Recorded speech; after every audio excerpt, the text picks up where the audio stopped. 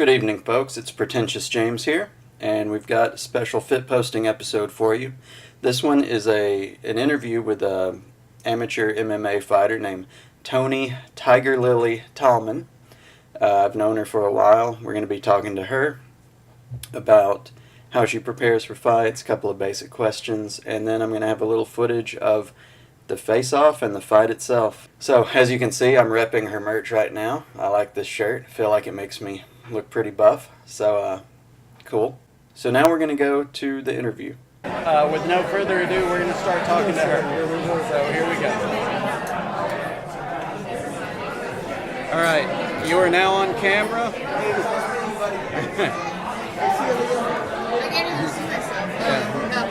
This is Toni Tallman.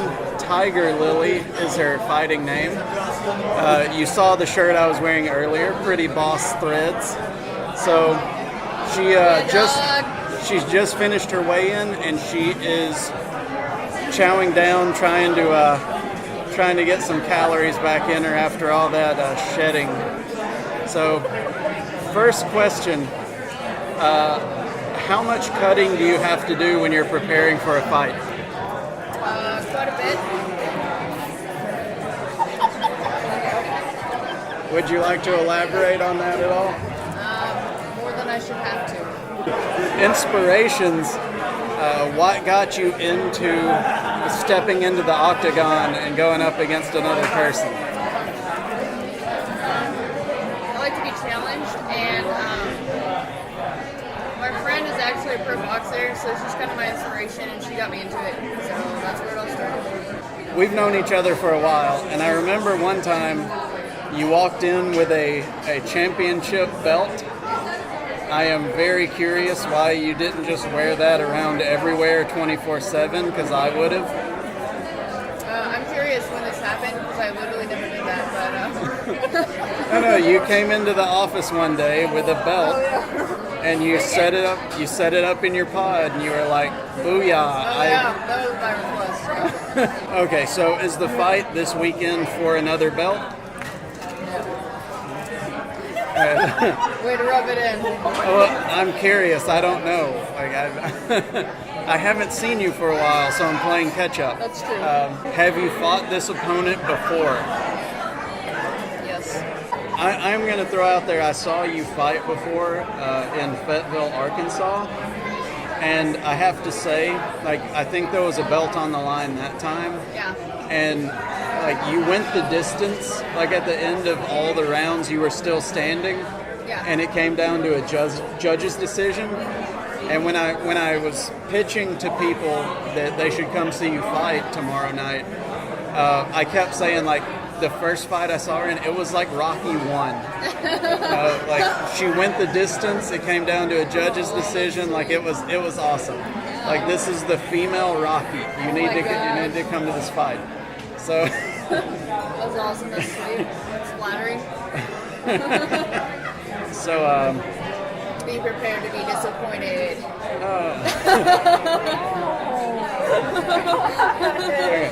So when you're preparing to fight, is there a particular workout regimen that you really enjoy, you think helps you a lot? Nothing unorthodox, just a lot of boxing and jiu-jitsu, typical things, cardio, running. Before you stepped into the ring for the first time versus now, how are you with confidence? Because I imagine all the training and all the getting in there and proving you can do it by claiming your own belt has to have some kind of mental effect for you. Honestly, I feel it's kind of the same, to be honest. So in the news, they've had a lot of talk about NFL players and CTE and things like that. At any point, are you concerned that maybe sparring and getting in the ring so often may cause some kind of health issues down the road? No, not really. So what are your long-term goals for your fighting career?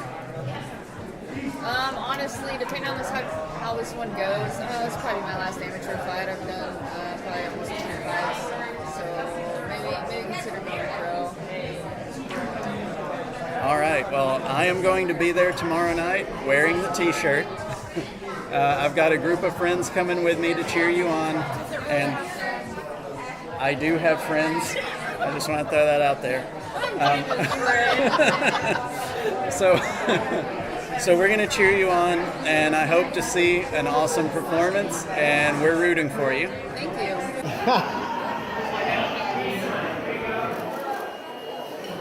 Toni Tallman weighed in 138.6 pounds.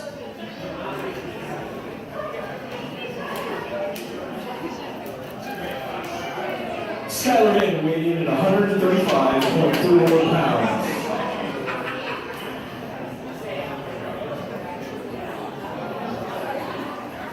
Toni Tallman versus Skylar Mann.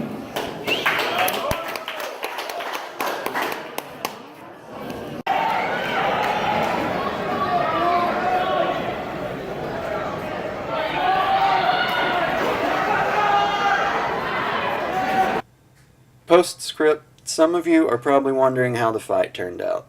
Well, unfortunately for her fans and her supporters, Toni did not win. However, something I would like to point out to people whenever something like this happens is anytime you're a performer, you're an athlete, you're a director, writer, someone who put something out there for public consumption, public entertainment, you have to be able to weigh the rewards versus the risks and be okay with the critic, because there's a famous saying, I think, sums it up. A coward dies 1,000 deaths. The valiant only dies once. And if that particular bit of wisdom's not your cup of tea, there's always the Theodore Roosevelt man in the arena quote.